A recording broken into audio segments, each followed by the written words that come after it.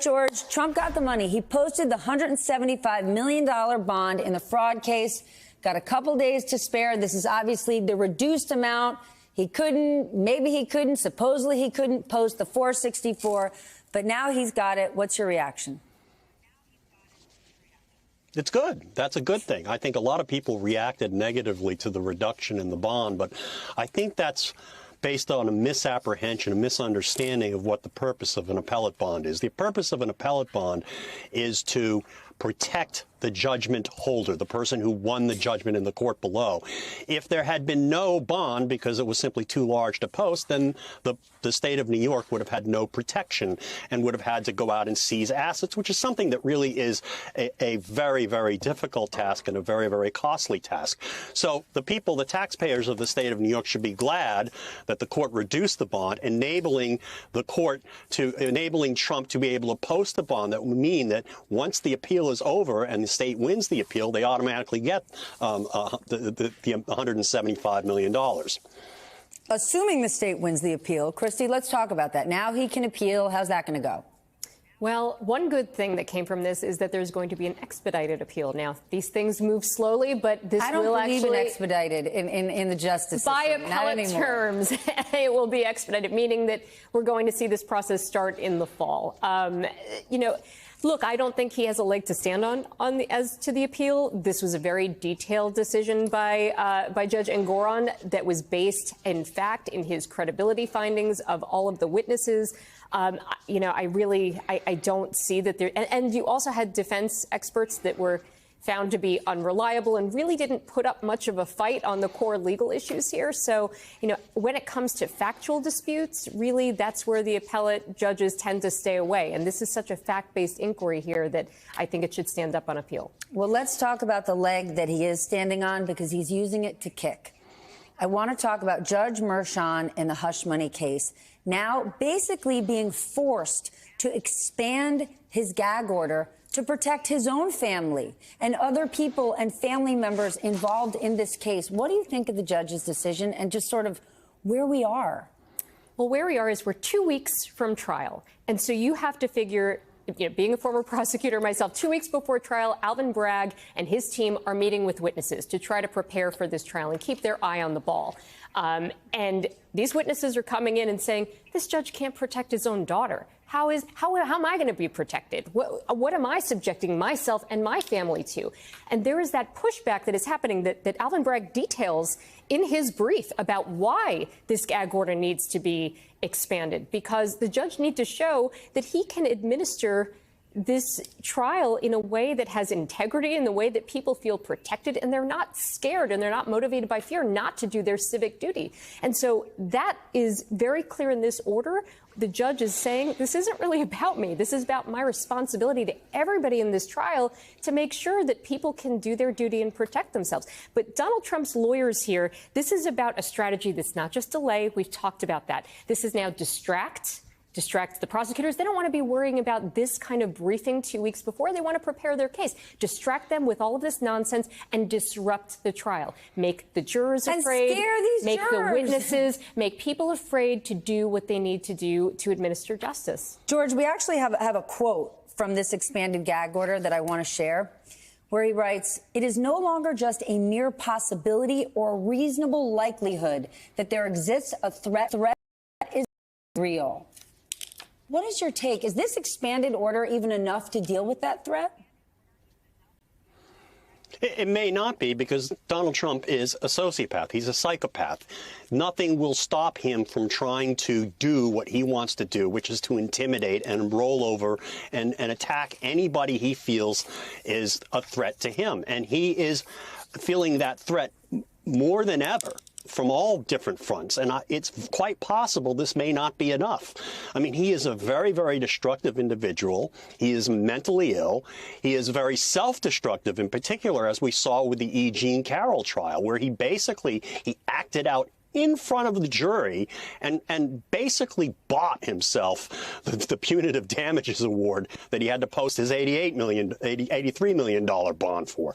This man isn't well, and he's going to continue to behave in an irrational fashion and in a bullying fashion and in a threatening fashion, because that is that's just the way he's built.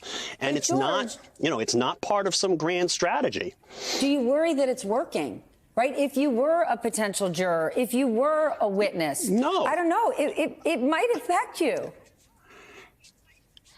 It could, but again, I think that's the reason why you have to have protections of, you have to have jury and anonymity, as Judge Kaplan did in the E. Jean Carroll case, and you have to have strong people in the judiciary, particularly this judge, Judge Merchan, who is a no-nonsense and very tough judge who is not going to take this. And I think that, these people are showing the world that you can stand up to Donald Trump. And that's what the justice system has been doing. It's been a little slow. It's slow going. The justice takes time. But I think finally we're beginning to see that people can stand up to Donald Trump when it comes down to Donald Trump versus the law and versus society. Well, society better win. And that's what this is about. This is about whether one man can arrogate to himself the rules of the game and control the rules of the game and completely destroy and undermine the rule of law. And Judge Merchan here is saying, no, that's not how this works. And I think we all need to stick up for the court and the court system and the prosecutors and second this and support this, because Donald Trump is threatening the entire judicial process and the entire legal system just for his own personal benefit. Society better win, but the Biden White House is kind of making the argument. What if they don't? Kayla, in response to Donald Trump's post over the weekend that included that image of President Biden tied up in the back of a truck, the Biden campaign said Donald Trump is now regularly inciting political violence, and it is time for people to take this seriously. How's the White House dealing with it? Well, on the campaign side, we saw the Biden campaign today hold a press conference at the DNC headquarters directly addressing this with two police officers who were at January 6th. And this is really a strategy that we've seen them use time and time again to really center democracy in their fight for 2024. And this is something I think we're going to continue to hear, and particularly because Biden voters continue to say they are voting more against Trump than they are for Biden. I think this is something that they're continuing to use. The more that they talk about Trump, the more that they're hoping to pull in some members of their coalition who are right now threatening to stay home, who are worried about the state of the economy. And this is exactly the kind of stakes that they're trying to lay out. George, can we just put into perspective that we cannot look at this election like two peers running against one another, right? The former president posting an image of the current president tied up. And what does Team Trump do? They dismiss it as no biggie. You've got a judge's daughter now being threatened, and Team Trump is like, this is just the way it goes. How far have we devolved? Right. We've devolved a lot, because this has become the threat to our society is not just Donald Trump, but the normalization of his behavior. And I have to commend the Biden campaign and the Biden administration for basically they have to go right after this and say, this man is sick. Or to quote what apparently the president said about Donald Trump a few weeks ago, he is a sick puppy. He is an unwell man. He is mentally ill. He is not somebody you want in any position of power, and he is getting worse. You can see his conduct. He is getting absolutely worse as the doors and as the walls close in around him. And we have to, and that's the press can't walk away from that either. The press has to point this out. This is sickness and it is madness. And I think at the end of the day, people are going to reject that. I hope.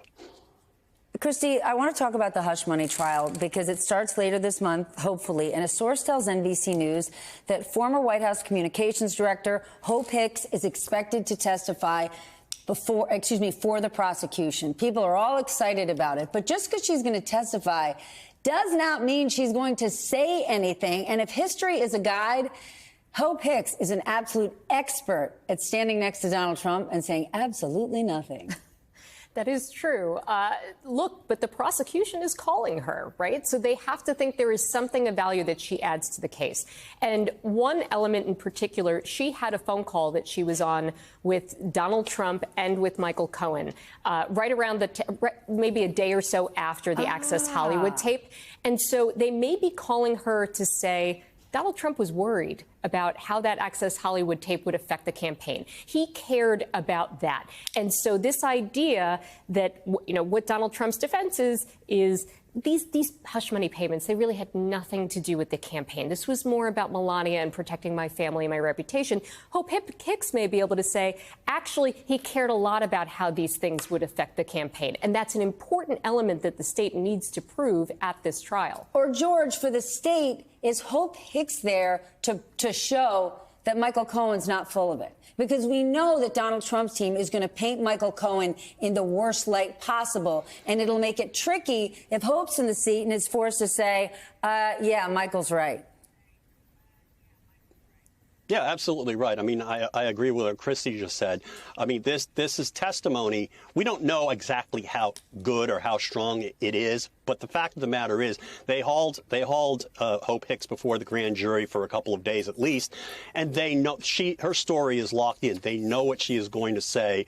They've asked her all the questions, no doubt, that anyone could expect to ask her, and it must. Obviously, or they wouldn't be putting her on. It must corroborate their story, and corroborates Michael Cohen, and corroborates the documents, which I think are the most powerful evidence against Trump. And so I think her testimony may not be a bombshell in and of itself. I don't know. We'll have to wait for the trial to see.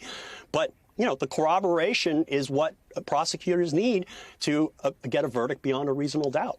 Hey everyone, MSNBC has a new and improved app. You'll get real-time alerts and analysis, live blogs, in-depth essays, video highlights, and the best 2024 election coverage. Download the new MSNBC app. Here's how to do it. You tap on the App Store on your phone. You hit search on the bottom right corner. You type in MSNBC. You click on the MSNBC app. You click on Get or the cloud icon and enjoy it.